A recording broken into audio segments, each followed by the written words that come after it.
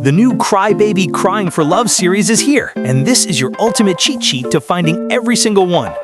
First up, go through the whole case and find the 3 heaviest boxes. If you pick one up and can feel a distinct bump on the top and bottom where the figure is pressing against the box, that is a guaranteed heartbroken. Now, for another heavy one. If you give it a little shake and it barely moves side to side, you found You're Perfect. It's packed in there horizontally, so it's super snug.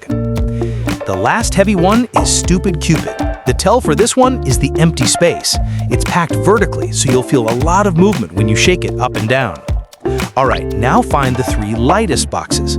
If you find a light one with almost 0 shake, that's the stolen heart. Pro tip, don't be fooled. It's only tight because the little desiccant pack is wedged right next to it.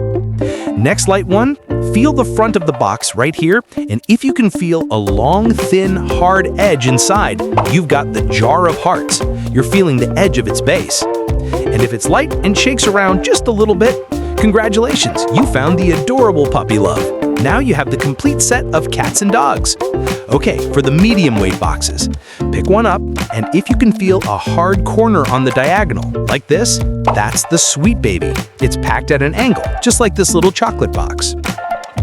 This next one is tricky. The box itself won't move much side to side, but you can feel the figure rattling like crazy inside. If you hear that, it's the Kiss Kiss Angel Verse. It's because the figure is inside the separate plastic shell. If the box feels totally full and you can feel a bump right on top again, that's Unlock Me. The crown on this one is pushing right up against the top of the box. The last 3 are all about feel, but here are the tells. Classic Rose is pretty straightforward. The Kiss Kiss Devil Verse and Kiss Kiss Angel Verse that go together are usually the ones left.